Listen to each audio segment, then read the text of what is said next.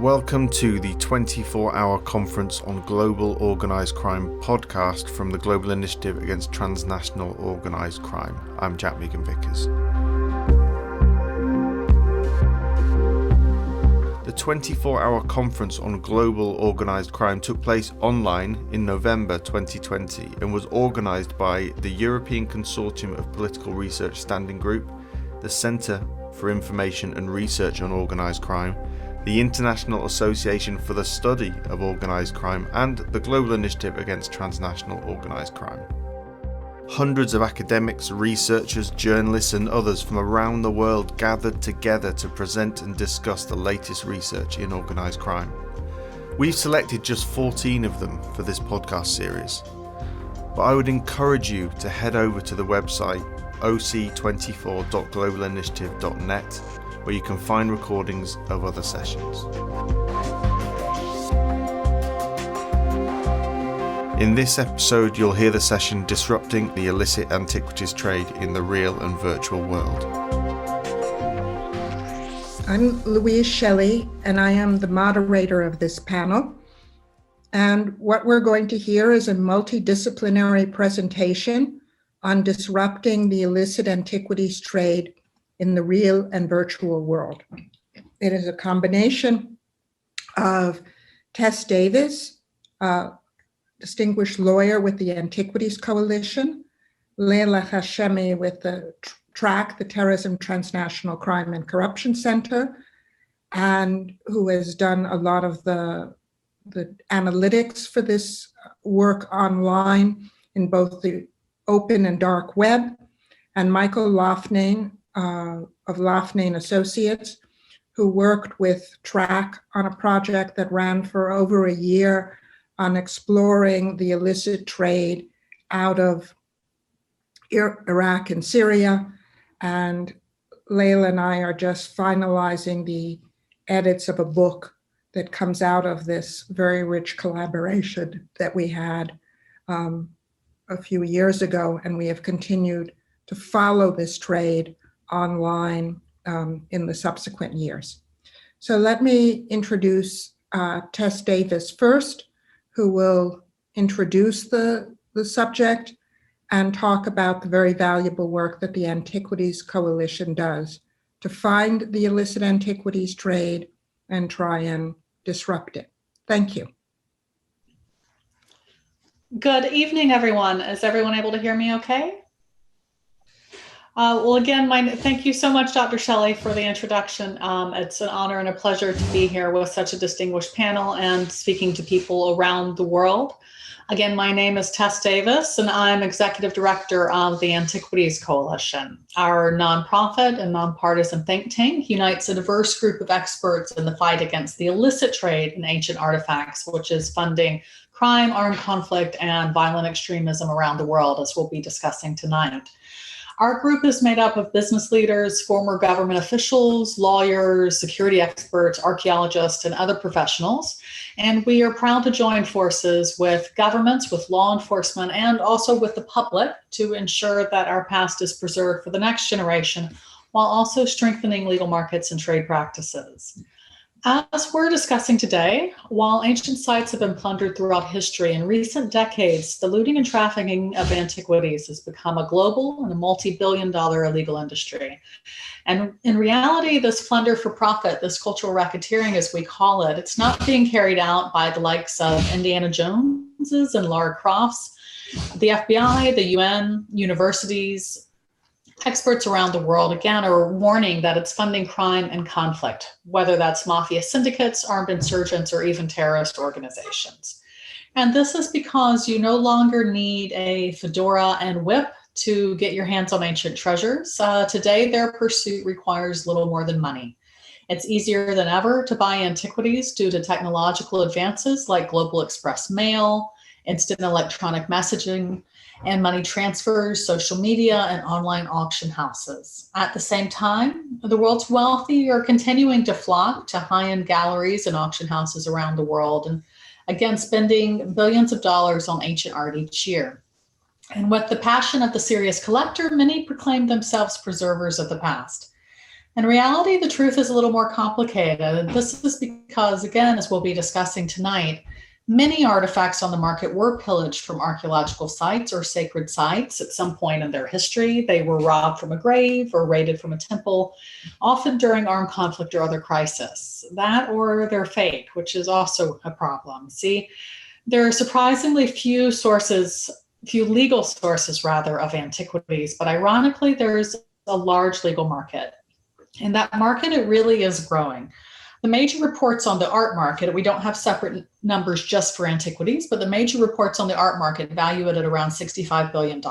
And the US is the largest share of that, around 43%. Other experts think that's just the tip of the iceberg. And it's that multi-billion-dollar scale that makes the art market vulnerable not just to the illicit trade, but to a wide range of crimes. I'm sorry, if you could change the slide. And if there were any doubts of this, they were hopefully removed earlier this year when the United States Senate released the results of a bipartisan investigation confirming that bad actors have been exploiting the $28.3 billion American art market. This 150-page report from the Permanent Subcommittee on Investigations detailed how Russian oligarchs have laundered at least $18 million through the American art market in recent years, evading U.S. sanctions imposed in 2014 on Vladimir Putin's inner circle. And our U.S. Senators Rob Portman and Tom Carper, they spearheaded this inquiry in the hope of discovering why the sanctions, which President Trump continued this year, had not been more effective. And their answer was, in part, the art market. In the full PSI report, a congressional staffer described their findings as really only the tip of the iceberg, but this was met with some shock from policymakers and the press. However, many of us, including the group speaking here tonight, have long warned that the public and private sectors must take action to protect the art market from criminal misuse. And this is because it's really a low risk but high reward opportunity for criminals. Slide. Now, why is this? A number of aspects of the art market contribute to its level of risk, and this includes its longstanding culture of secrecy as well as the unique nature of art itself. After all, art doesn't carry anything like a VIN number. Much of it is very portable, especially antiquities, things like cylinder seals from Iraq. You can carry a few in your pocket. And it's thus very hard to track. It's also notoriously difficult to price, which of course criminals can manipulate. After all, two equally qualified experts can look at the same piece and be widely off in the value they assign. And that in turn will be widely different from what somebody is actually willing to pay for it. Slide. And of course, the issue of money is really important. Global sales of art and antiquities, again, they're in the tens of billions of dollars, and the US is the largest market worldwide for that, accounting for 44% of the global sales by total. And I should mention too that there's a couple of different major stories, reports on the size of the art market, which using their values different widely, but even across these, again, 44% is the number that seems to hold for the US portion of that. Slide. Now, one would hope that these aspects of the art market would make it subject to more regulation, not less, but the opposite's happened. The art market is often, and I think correctly, referred to as the largest unregulated market in the world. One reason for that is that it's seen as the purview of the wealthy, and another is that it's seen crimes within the art market are seen as something that doesn't affect anyone beyond the wealthy. That is, if art crime is viewed as a crime, it's viewed as a white-collar, victimless crime, which I hope tonight's panel makes clear that it is not. But regardless, the art market has continued to get an exemption from what are really otherwise standard laws and regulations that, again, in my belief, apply to every industry of comparable risk and scale. So to recall the Russian scandal that I mentioned earlier, if those individuals had been buying precious metals, stones or jewels, or even an automobile, a boat, a plane, US law would have required the sellers to confirm the identity of the actual buyer and taken some basic steps to ensure that the transactions weren't covers for crime. But what's concerning is that many of the institutions with whom these Russians and the worked with, their middleman worked with, had voluntary AML programs in place to screen for blacklisted individuals and money laundering. Yet, according to investigators, the employees who facilitated these sales, they never even asked the middleman the client's identity, even when it was known that he was not actually the ultimate owner. So you take all of this together, the amount of money involved, the lack of transparency, the lack of regulation, again, this unique nature of art itself, and you really get a perfect storm for a wide range of crimes. Fraud, forgery, tax evasion, money laundering, sanctions violations, and even terrorist financing, as George Mason's important work has made clear. Slide. The Antiquities Coalition convened the Financial Crimes Task Force, next slide, to support the public and private sector as they fight back against these threats. And this multi-stakeholder group, the first of its kind within the United States, with it we tried to really unite allies in the art sector, the financial sector, and the legal communities, as well as former law enforcement and government officials. And over the past year and a half, this diverse group of experts has worked together to develop recommendations for protecting the art market from criminal misuse. The resulting report, which I'm happy to answer questions about later in the panel, Reframing U.S. Policy on the Art Market. This was published in September through an interactive website at our main website, and it calls for new policies, new practices, and new priorities for the United States to implement on its own, but also in conjunction with the private sector and the international community. I encourage you to visit the website, explore the international interactive resources, and read the full report. However, I'm also happy to discuss it later tonight in the questions. But in closing, just with this report, we were hoping to warn that the art market's continuing exemption from, again, what are standard laws and regulations is giving criminals an easy backdoor into the world's largest economy. But there's good news in that too, and that there is much that the US government can do. There's much that the US art market can do to meet this threat head on, both domestically as well as internationally with our allies. So thank you for your time tonight. And again, I look forward to answering any questions later.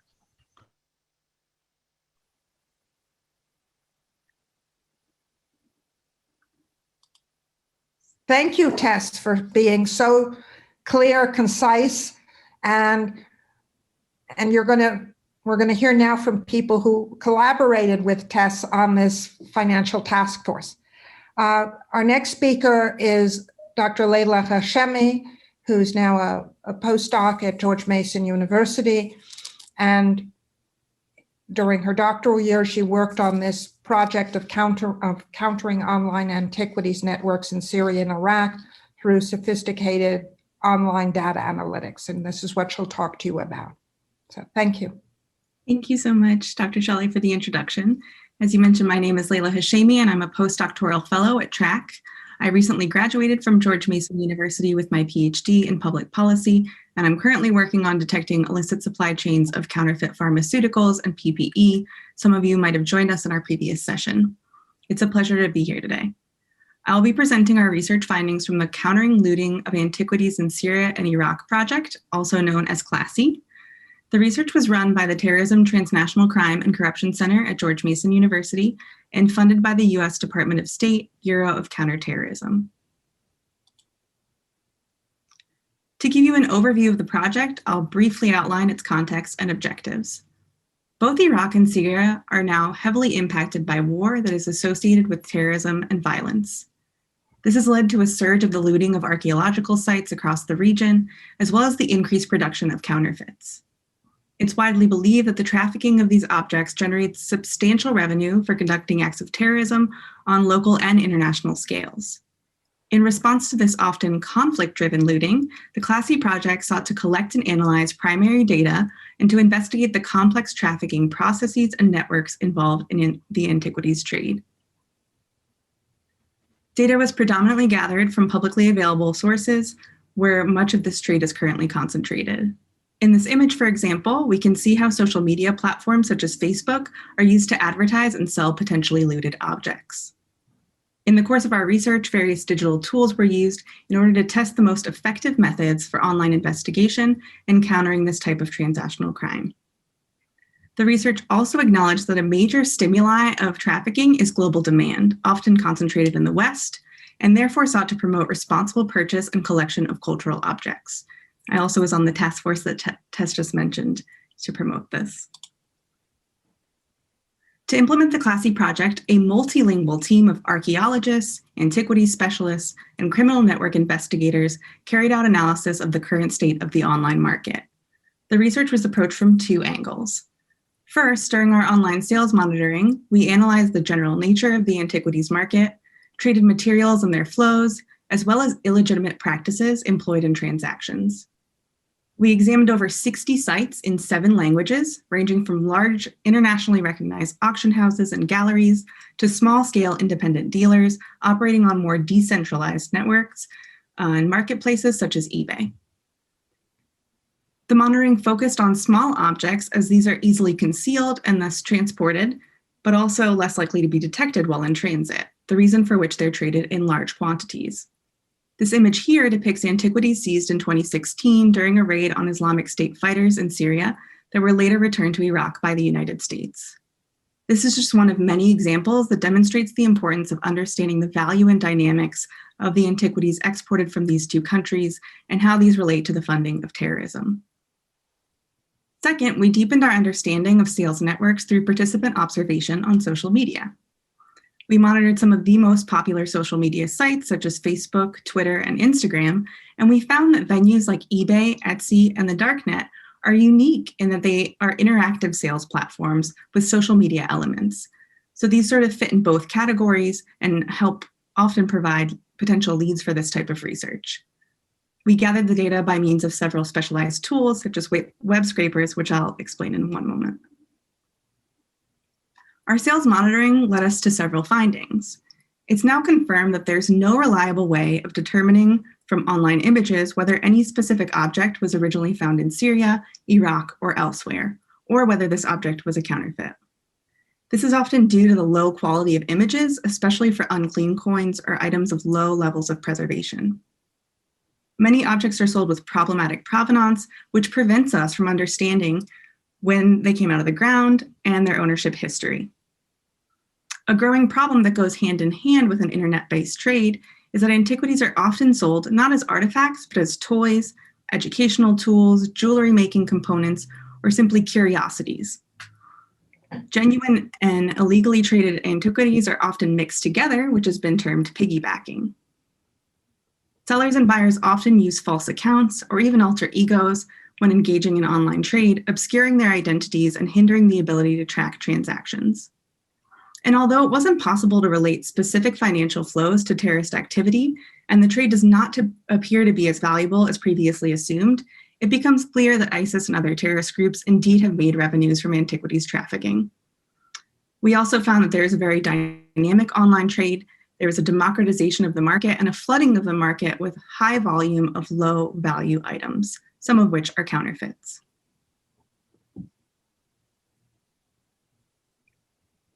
Through the use of relatively simple tools such as web scrapers or spiders, we were able to automate much of our online sales monitoring.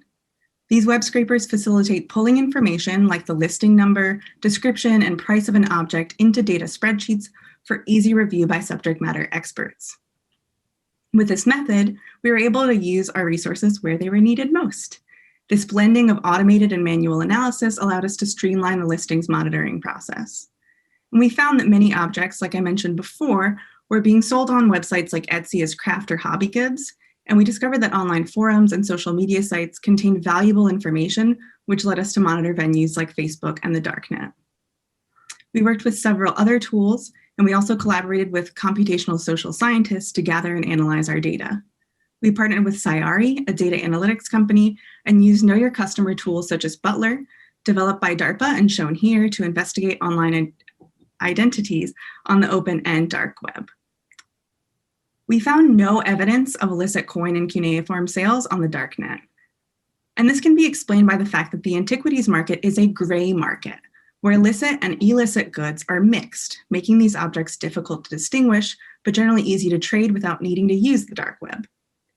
In short, we developed a methodology that blended listings and social media monitoring, allowing us to obtain a more holistic perspective on the trade.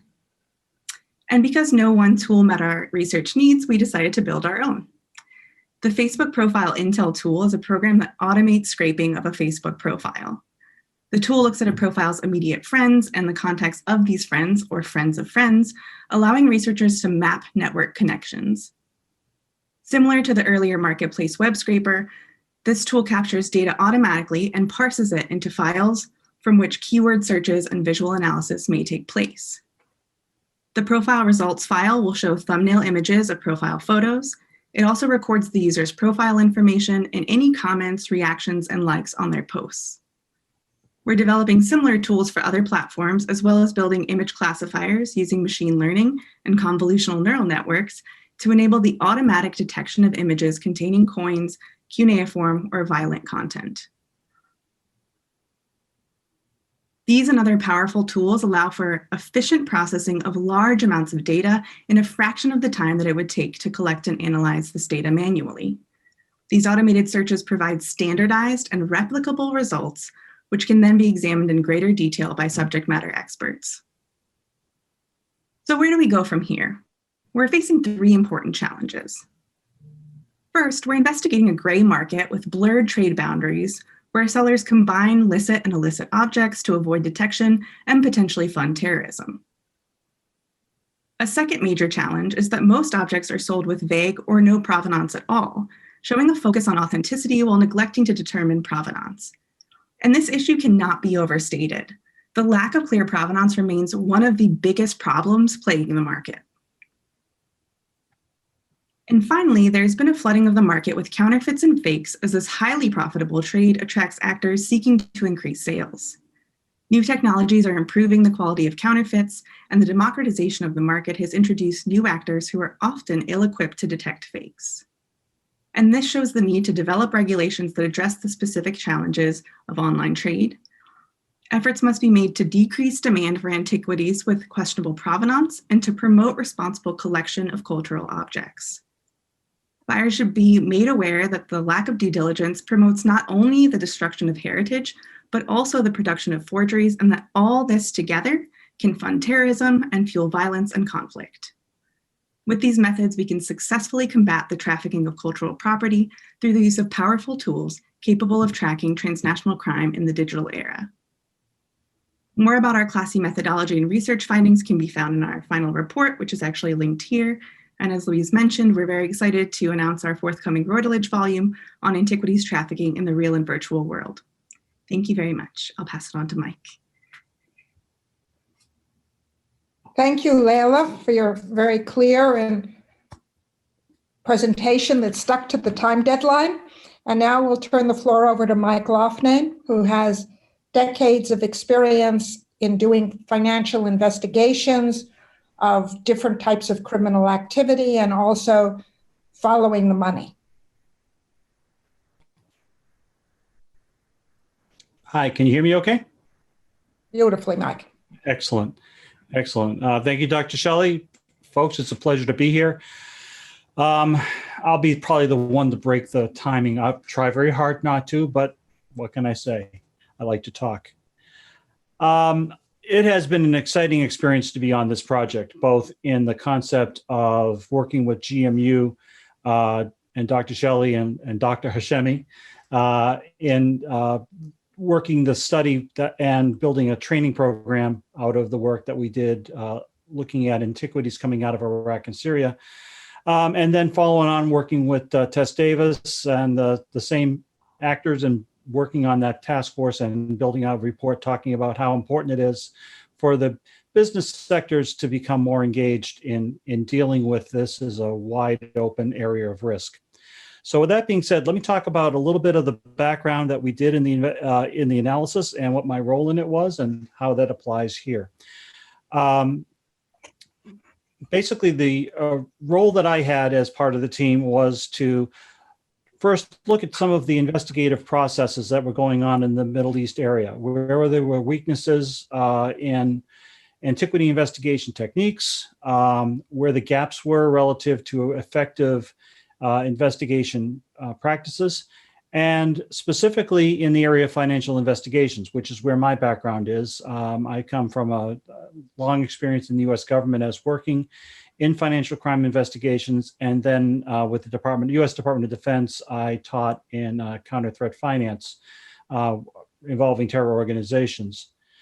So basically, my role in all of this was to look at the financial backbones that drive these organizations and then come up with effective means to build investigative processes to counter, disrupt, destroy, bring to justice, however you want to put it, the actors involved in these networks.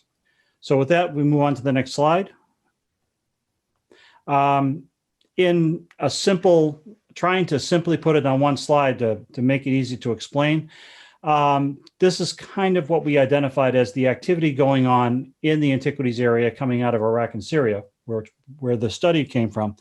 And essentially, we found in general, you had a source, you had the sourcing of artifacts coming out of the region, methods of transport moving forward, and in that there were storage components that would fit moving to a point of sale across the top. Now engaged in also as a subsection of that, you had the movement of finance, because we're dealing with business structures, are we not? We're dealing with the point they're doing this is to make money. And so the financial structures under here they're the underpinning to the whole structures. And by attacking those financial structures beneath, we're able to disrupt largely the purpose to the organization. And that's how we try to approach this from our particular work. You had it coming out of Iraq and Syria. You had it going through transit countries like Turkey, Lebanon, UAE, and then going to sale in the U.S. as Tess Davis referenced, and obviously the UK and other parts in the EU, where you had the sales going through. Now, understanding the transnational level of this brings us to who's actually involved in this process. And what you're dealing with here are criminal organizations and terror organizations all engage in this type of practice. Some are small, some are large. Many don't have the means or capabilities to carry something to an international level. So there's points of transference that might occur. Typical example is you might have, this was the model that was used by ISIS in their particular operation, but when ISIS ceased their operation, the insurgents and those that were behind kind of kept the same process moving forward, where you had basically the land they controlled, you'd pay a tax in order to be able to go in and exploit that area in order to obtain artifacts. And then you would have to carry it to a point. You didn't necessarily have the means to carry it internationally. You had to carry it to a place where it could go out and be sold. So maybe you go to a shop owner. But the point is, there's a sale, immediate sale that occurs at that time, where the money comes to the people that dug it out of the ground. And now it's into the network where it's going to go move forward and be sold online or sold in shops, whatever the means of transport and sale is going to happen from there. So smaller organizations may be the ones that acquire the artifacts, but they're not necessarily the ones that sell it at the end of the pipeline.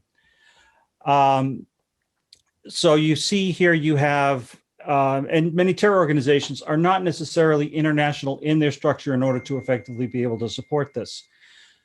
So you have criminal enterprises that may be more effective to do this. Go to the next slide, please.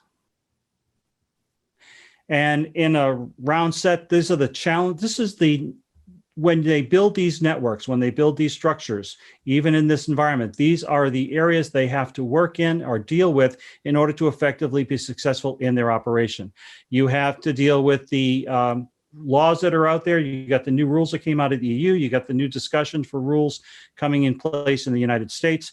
You have the guidelines coming out of the Financial Action Task Force. You have the requirements of the banking laws where know your customer, due diligence comes into play, and so on. I can't go through each one of these as components, but basically understand that these are the structures that these criminal networks have to operate within and build their structures in order to be successful in their operation. Okay, it requires planning, it requires expertise, but basically our counterpoints are what's on the screen here.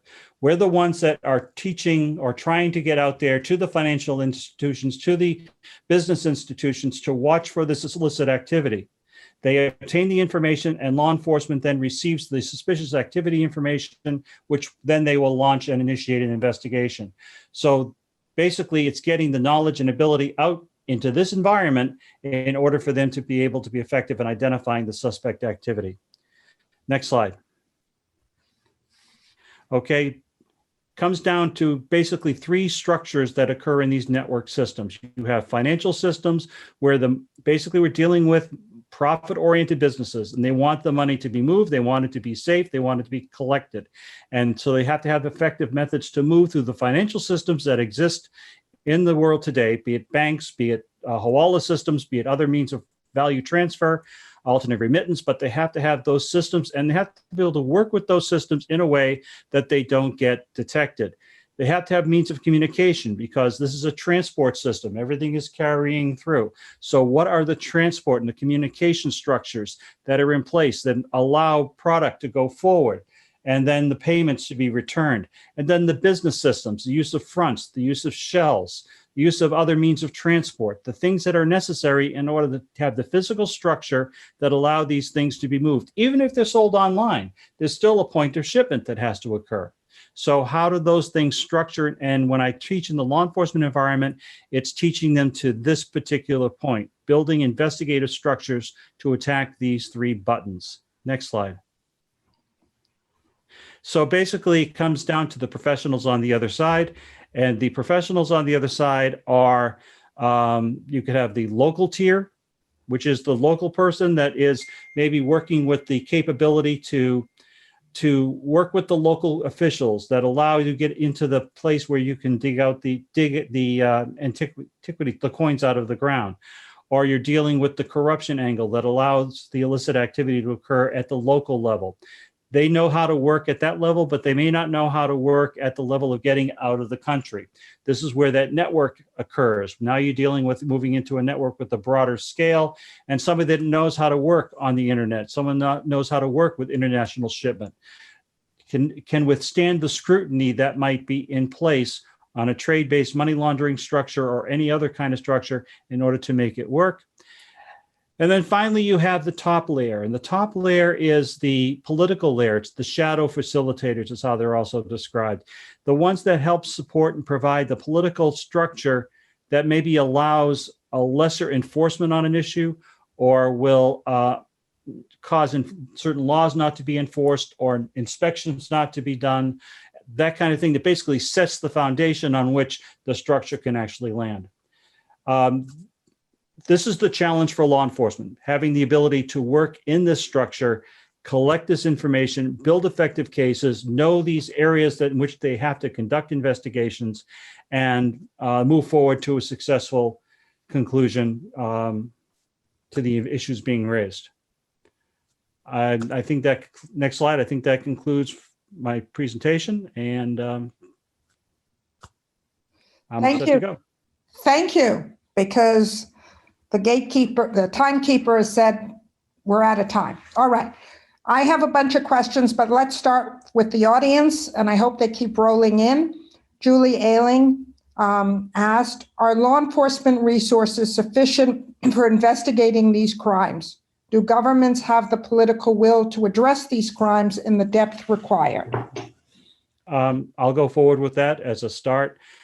Great question, Julie. Thank you for asking. It is the biggest challenge for law enforcement is a lack of maybe a widespread experience. There are segments in law enforcement that have expertise in this area. But when you look at the size of the area of risk, an unregulated value transfer system that allows money to be moved very quickly and very easily with basically in a culture of anonymity, it makes it there's just not enough law enforcement out there with an understanding of how this particular sector works. So the answer is, I don't believe there are enough sufficient resources to handle this, particularly on an international level. The political area, political will, I've not seen anyone that says they've been told not to do an investigation. I'm sure that there is political pressure. Obviously, you're dealing with political powers that they are, but I have to say, in all honesty, in the work, and I've been in law enforcement either as an agent or as an instructor now for over 40 years.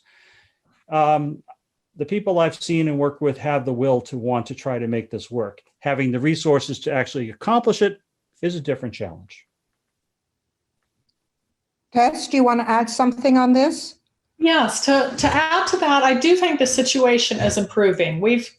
much of what our organization does is actually focused on changing political will. We do that much more than trying to reach the general public.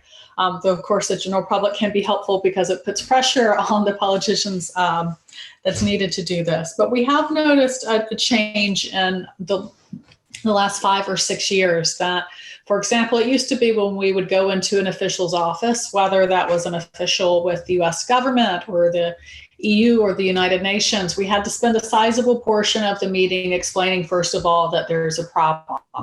I do think that due to investigations like that into the Rodenbergs, due to the work of groups like TRAC and others, that there is now a growing awareness that there is a problem. And so you can start the conversation with what can be done about it. And that is a big change, and it's a substantial one. That said, of course, there's always more that can be done. And we do think it's, even events like this, publications, just getting across the fact that there are reasons to care about this beyond preservation. My training, before I became an attorney, I was in archaeology, and so cultural heritage is very important to me. But as we've seen from all the presentations tonight, there are other reasons for governments in particular to care about this. It is tied to national security. It's also tied to economic integrity. And also, increasingly, I think it's also a consumer protection, an issue of consumer protection, that you do have people out there who, responsible collectors, dealers, auction houses, who are dealing in art and artifacts and being misled by a small but influential number of criminals. Tess, I think it's important also, since not everybody, but some of our listeners are academics here, to explain how important it is for academics to be able to collaborate with law enforcement so they can't acquire all the expertise they need for this, but can help them to figure out how to prioritize and do investigations. Yes, just to build, that's an excellent point. And it is something that's really crucial. We have been very honored to work closely with Homeland Security Investigations in particular, which is quite focused on this issue in the United States. They have a small but very dedicated team, which has had a huge impact. I mean, taking down major transnational criminal networks working in this area. But they do need assistance. They need everything from knowing, whether an antiquity is real or not, where it comes from, what its value is. There's so much information that they need from the scholarly community. And the other thing I would add to that is when you're doing your research, a colleague of mine, Donna Yates, commented about the PSI report on the Rodenbergs, how disappointed she was to read through it and see that the report had not cited any of the academic and scholarly research, that it had relied largely on news reports or other reports from NGOs, et cetera. And this is a problem, and it's something I think I have a foot in academia. Something we can certainly all do better is trying to make sure that our research is getting to the policymakers who can do something with us, and do something with it. And that is a challenge, because it's difficult to get a government official to read a 2-page report, let alone a 60-page report. And so there are things that can be done, even just, including executive summaries, doing briefing papers, to make sure that the important research that you're doing can get to the policymakers who can impact policy with it. Thank you, Tess. Layla, did you want to say something? Yes, please. Yes. So I think Mike does a great job of pointing out that there's a lack of resources for law enforcement to address these issues in his chapter for our forthcoming book. And it's not just a lack of resources, but it's also a sort of lack of understanding of the trade. And as part of the Class C project, we did develop a training specific to law enforcement, allowing them to detect any suspicious activity and work with academics and subject matter experts, really trying to bridge the knowledge and get law enforcement to reach out to people that are experts in the field. Thank you. Before you get off, Layla, I think that you start the next question. This one is from Jim Maroney. Do you have a sense from studying the images you found online, what fraction of objects appear to be fake? Do you have a method for assessing this at scale when you have hundreds or thousands of images? Right, great question. So as I pointed out in my presentation, looking at online images can be helpful and we can sort of track the trade through that. But a lot of the subject matter experts that we worked with pointed out that from the low quality of images and just the sort of nature of the trade, you really need to be able to see and touch and be in the same room as an artifact to be able to discern if it's, detect if it's a fake or a counterfeit. In terms of assessing the scale, this is, we have lots of images, but like I mentioned, we have automated tools that we're building that allow us to kind of process a lot of this information. And so, as I mentioned, we're using artificial intelligence or machine learning to be able to train models to look for what we're looking for, if that makes sense. So we can train a model that says, this is what a typical coin advertisement looks like, look for more of these or flag these in these larger data sets. But, with this caveat of the pictures are only going to help so much. For instance, with coins, you need the front and the back of the coin. You need the entire, good lighting on the image. So there's definitely limits to this, but we are successfully processing a lot of this data in an automated fashion. Thank you. Anyone else want to jump in on this? Okay. Question from Christina Bain. Thank you for these wonderful presentations. Tess, you had commented on counterfeit fake antiquities. Can you comment more on the counterfeit market and how this is being addressed? Are there particular technological innovations that you'd recommend around this? Excellent question. And while I'm by no means an expert in counterfeits or fakes or forgeries, and it is a major problem for all types of art and artifact, from the ancient to the contemporary.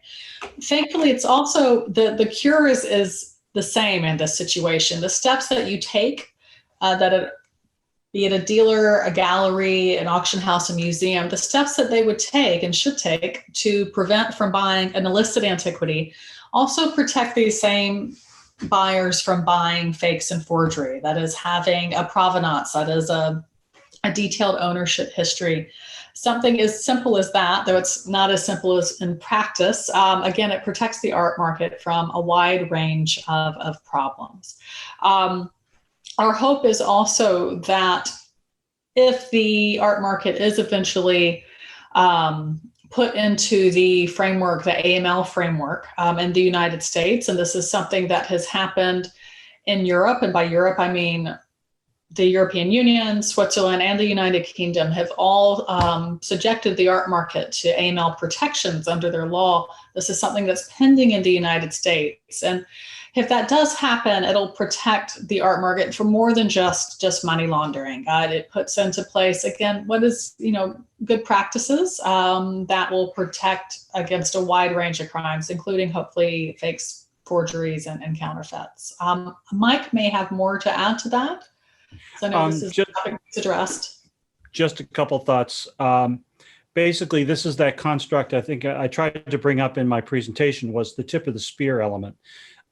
This is where the rules that are coming in place that are in the EU and then moving the US as is being proposed, it's very important for them to be able to identify those things that make suspicious action present. Right now, there's really not an effective sharing of information. The information sharing between law enforcement and the community, the sector it does occur, but it could occur better if you had the regulatory support to actually drive communication and understanding what kind of records and what kind of information might be there in the investigation. Also for organizations to be able to share among themselves as to what to look for. That would identify the suspicious activity that might therefore result in a report of suspicious actions, and then an investigation will ensue. Law enforcement is a reactive structure. They require somebody to tell them something is going on. So it's up to the art sector, it's up to the experts in the field to say, hey, something's not right here, and then work with law enforcement with the expertise to try to bring it together.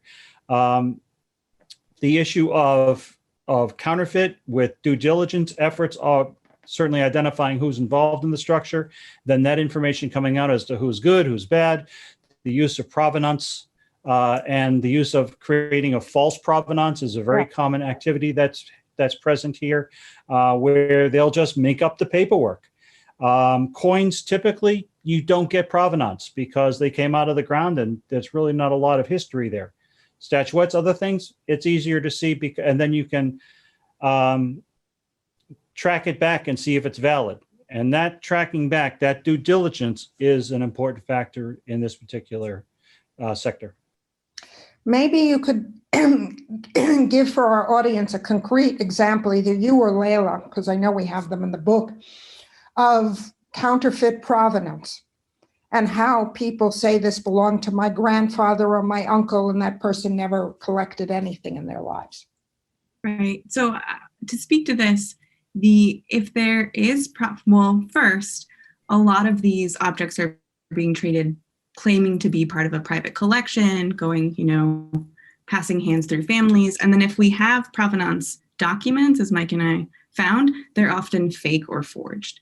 So you either have a very vague provenance or forged documents.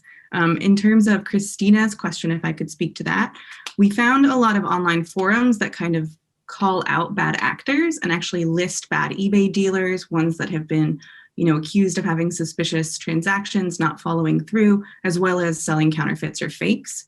In terms of tech, I wish I had more tech innovations to recommend around this, but in terms of tech and counterfeits, there's been a lot of advancements in creating more convincing counterfeits and fakes through the use of technology.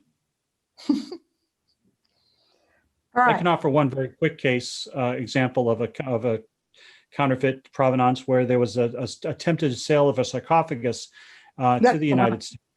That's the one you wanted to get to? Talk about. Yeah, okay. Go into that. Yeah. And in that one's always about the bodies, isn't it? Okay.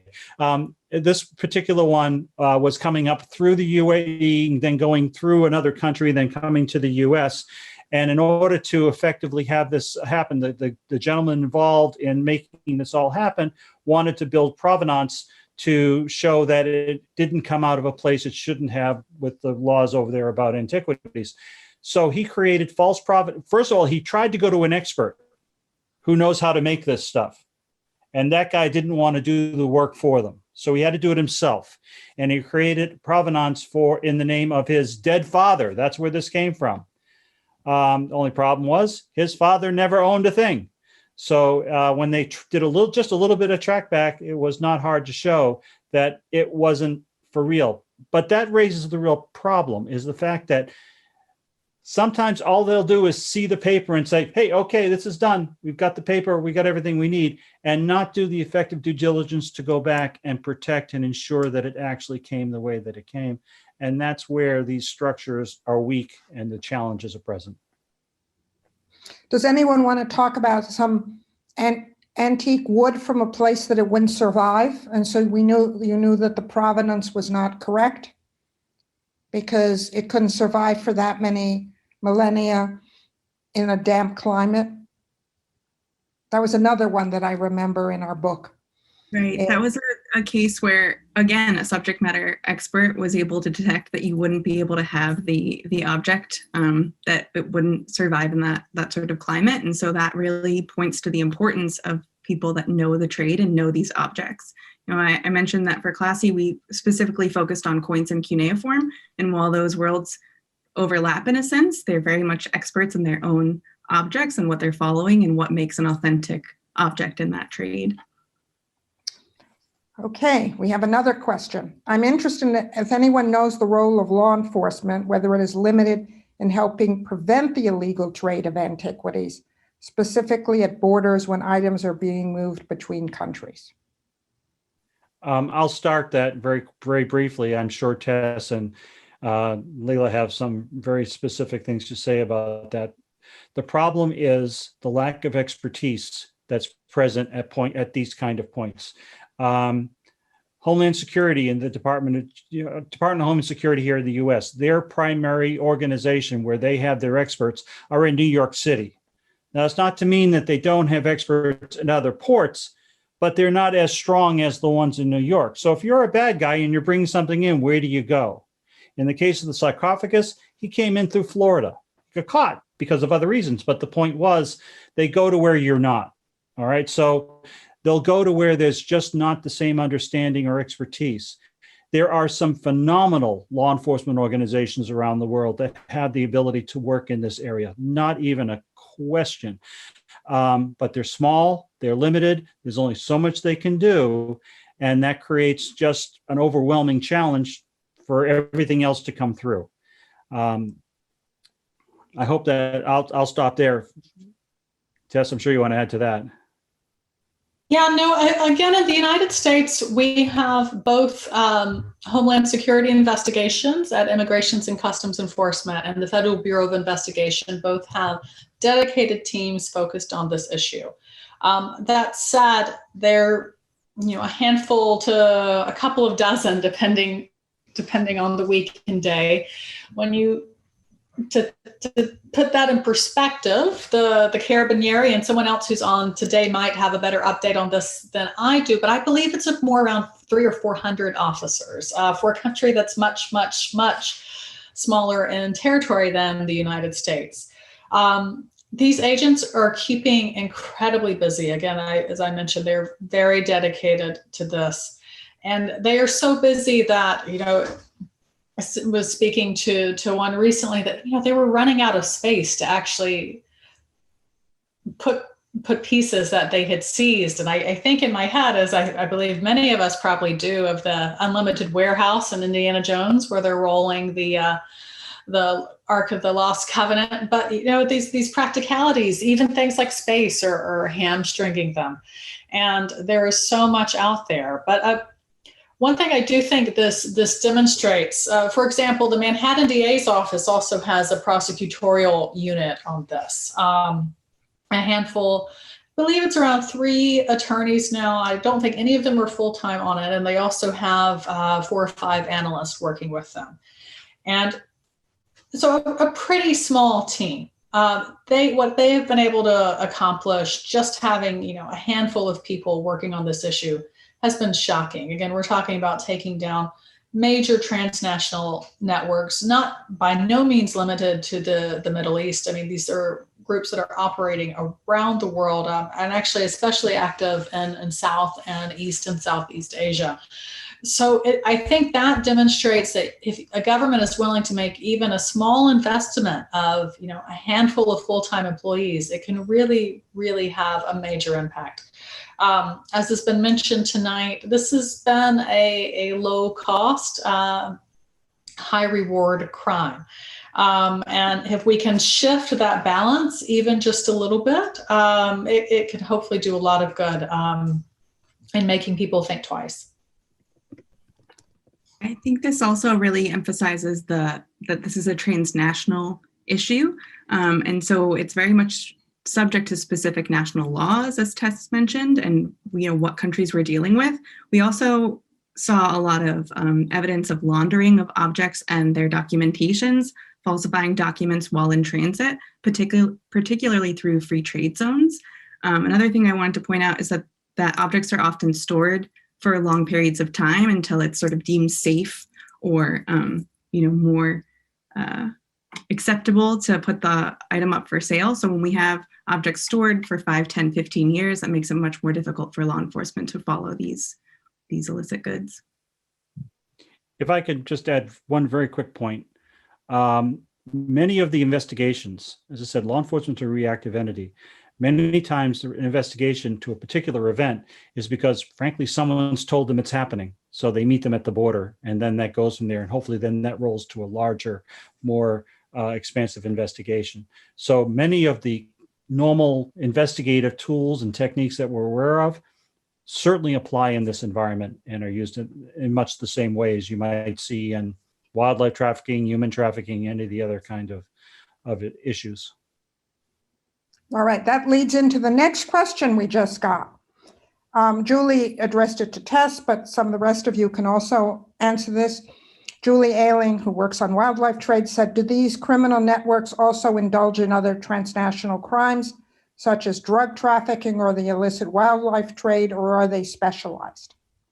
And I also, wait, before you finish, I also want you to talk a little bit about, Tess, when you talked about these transnational networks, what kind of individuals do you have in these networks? Because a lot of people today have been hearing about the mafia, Nigerian crime groups, and I want you to explain a little bit more what you mean of the components of these networks. Well, I'll focus, and I know the other speakers as well. I've done a lot of research on this subject. My own research in this area at the University of Glasgow, and I also teach cultural property law at Johns Hopkins, and have taught a course at Tulane University School of Law as well, is actually focused on the Southeast Asian Kingdom of Cambodia. And I lived in Cambodia for years. I've worked very closely with the government there and also with the US government and recovering and returning pieces that were looted from that country during their long civil war.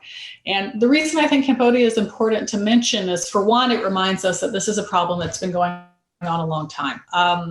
In Cambodia, in the conflict in the 1970s, criminal groups merged with armed insurgents and put into place organized trafficking networks that eventually did help to fund the Khmer Rouge and other groups operating there.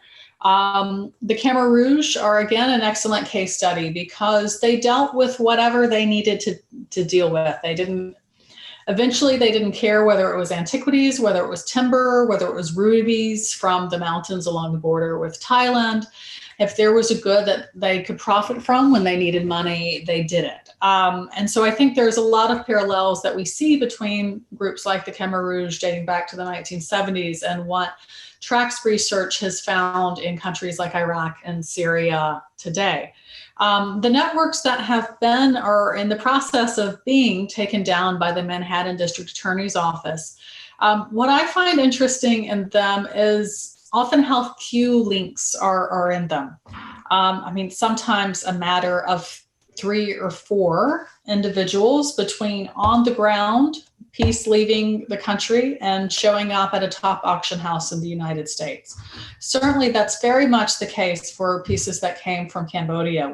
There was one infamous trafficker there who was able to deal, on the one hand, with looters on the ground in Cambodia, presumably looted some pieces actually himself, and also was a high-profile figure who was able to deal with the very heights of the art market. Now, I do think, and again, Track and George Mason are probably better to speak to this than I am. We're seeing that model shift now with things like the internet that enable perhaps wider networks with more individuals, and which can also make pieces more difficult to track as well. Yeah, I would add that we found with our GAP study that we did for the Class C project that a lot of these antiquities actors are using the same trade routes and the same networks as other forms of illicit trade like narcotics and wildlife. Also, oftentimes looters and traffickers are approached by other criminals to try to move these materials, narcotics and other things. And then there's a lot of mimicking of the same sort of practices between, for instance, wildlife trafficking and antiquities trafficking online. So we found that typically sellers will publicly advertise the object in order to reach the widest audience, and then they will only invite those that have expressed an interest in purchasing the item to more private encrypted messaging systems to sort of complete their transactions. We have a member of this Class C team who's part of TRAC, who, when he was helping lead the WMD division of the Turkish National Police, found some nuclear materials moving along with an antiquities. So the combinations are very varied of what can travel with antiquities. If I could just add to that, that's exactly that's a great example of the issue. And that's at bottom, at all of this, we're talking about value transfer systems. We're talking about entities that are moving any kind of commodities, be them antiquities or humans. It's the same value transfer systems. Some may be limited as to what they can do because they're small, and they just don't have the range or to bring in from all different areas, all different types of commodities. but it certainly can present because they're going to have the same structures. They have to have the same structures that allow for their payments to come through. They're going to have a communication structure. They're going to have business structures. They're going to have to present those to the real world so that they don't get caught. If they're going to use banks to move money, they have to do it in a way that the banks don't get suspicious, which means they have to have type businesses. They can't have anything that makes them look like they're doing anything unusual. These are smart people. They'll know how to build these structures. But the point is, from a financial investigations perspective, you can identify that these are the elements that have to be present, and then in these networks, and then you can attack them in an investigation.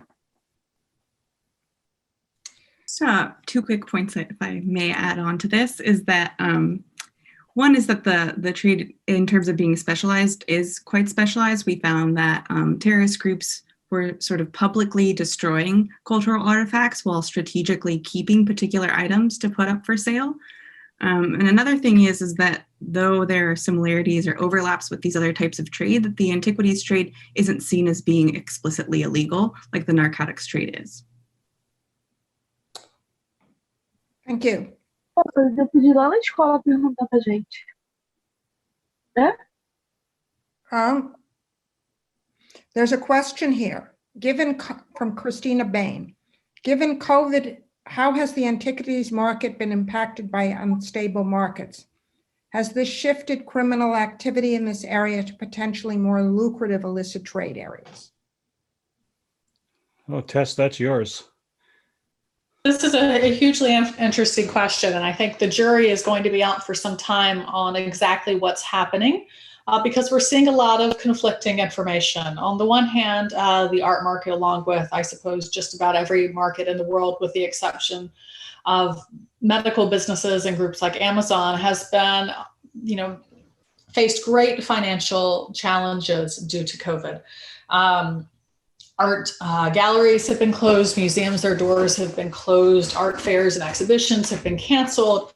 We're talking losses in the billions, and a real concern that up to a third of American museums are not going to be able to reopen their doors.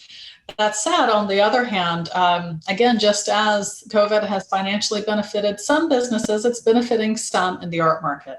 In particular, a practice, what is called as art financing or art lending, is skyrocketing. And basically, this is borrowing money using art as collateral. And the auction houses do this. There's also boutique firms that will lend money against art as well. Again, the challenge with this, the concern to groups like ours at least, is that here you have some of the major auction houses, which are acting as de facto financial institutions, but are not subject to the same laws and regulations as any other financial institution would be. So I think that is something that's going to be very interesting to follow. What's happening on the ground, with lockdown, there was a flurry of reports from groups around the world of concern that this would lead to an increase in looting and trafficking as well. And this is something we saw with the US government shutdown, the federal shutdown, which I have no concept of time anymore, but I believe that was a couple of years ago. And we saw that quite soon after that, there were reports of metal detectors going out to Gettysburg and federal parts in the US to loot. And thankfully that shutdown was brief and that was stopped. But as you can imagine, that's happening on a global scale now. I believe at one point close to half of World Heritage sites were closed. You've also seen cases of police and security staff, potentially getting ill. There have been reports of, particularly in the early days of lockdown, of museums in Europe empty to visitors. And visitors, of course, provide some protection from theft. When there's no one in there, it's perhaps sometimes easier for thieves to get in. And we saw this in Europe with the theft of some paintings there. I think it's also going to change some trends. I mean, there's understandably been a shift to online selling, regardless of good, and that includes art and antiquities. And so groups that are monitoring Facebook and Instagram and social media platforms like that, eBay, for antiquities, have seen sales just skyrocket. So interesting things are happening, and I think it's going to be a great research topic for scholars to pursue, to look at the impact of this, and see what happens next and how hopefully policy and law can respond. Anyone have anything to add to that? I think generally during COVID, shipping has been difficult, preventing delivery of goods in this time that we're living in. But I think there's also a tremendous adaptability of the actors in this trade. So they kind of thrive in times of conflict and crisis, and they use really creative practices. So what we've noticed is, if there's a ban of a vendor on a particular platform, they will almost immediately crop back up under a different username or, website. And as Tess mentioned, there was the banning of historical artifacts on Facebook during COVID, which I'm very much interested in helping implement in a responsible fashion. Can you explain a little bit more about that ban, Layla, and then go on to Mike? Yeah, I would like to say, in a response to some wonderful work done by Antiquities Coalition, ATAR, Classy, Track, lots and lots of organizations, that Facebook this summer updated its community standards to add historical artifacts as something that is banned. So you can't sell, advertise any of these on their platforms. My suspicion is that this will, again, with this adaptability, these actors will just move to other spaces, possibly the dark web, possibly just other sites. But this is a ban that has not had a lot of information come out around it. And as we've seen through Facebook's less than perfect implementation of these bans in other realms, such as wildlife trafficking, we are trying to build a coalition of organizations and individuals that will try to partner with Facebook to make sure that, that this ban is actually implemented correctly. Thank you. Mike, sorry. Just in a general context on the COVID issue, I've done several presentations in this particular area. What you have on the law enforcement side is you have a shifting of resource. You have a lot of resource being pushed to going after the counterfeit PPEs. You have them going after the issues that are COVID oriented. So while they're looking and investigating over here, this place over here starts to regroup, reorganize, and maybe hit areas where we're not looking so close. And the other thing that happens is the point of the spear, the people that are supposed to do these reviews and these checks, the regulations, the rules have been relaxed. They may not have the same access to information they otherwise would. So the ability to identify and detect becomes a vulnerability that is frankly impacting across the board, the art and antiquities sector included. Thank you. I don't see any more. I have a question since there's not another one from the floor. Layla, at one point you talked about the democratization of the art market, and it's linked to going online. And can you explain that idea a little more to our audience? Because it's interesting and deserves a little more attention. Absolutely. So I think when we look historically at the antiquities market, it was very niche, very specialized market. And now with the advent of the internet, anyone who's sort of interested in antiquities, learning more about them, or even purchasing them are able to do so through Vcoins, 6bid, eBay, these other platforms. What's worrisome is that these actors are often just really excited, like Tess was saying, like they want to play Lara Croft or Indiana Jones, not really understanding the impact that their purchases can have, which is why with Antiquities Coalition and our task force, we're trying to promote more responsible consumption of cultural artifacts. I mentioned this in my presentation, decreasing demand. I think along with decreasing demand is also just making sure that people understand that these aren't just, trinkets, and that, their interest in holding a piece of history in their hand is, on them, but the real repercussions that this has. There's also a lot of, when we look at sort of the price listing of a lot of these objects, they're pretty low. We see lots and hordes of coins being offered on eBay. And so it allows pretty much anyone, like an average person, to purchase these goods. I think there's one of the contributors who ran the American Numismatic Society went online to calculate the growth in the online market for coins. And in the last few years, it's increased into the millions. So this is why Iraq and Syria are like totally pockmarked, because everybody's digging up these coins to be selling them online. And therefore, this is part of the democratization of the market, is massive looting and destruction of our cultural heritage.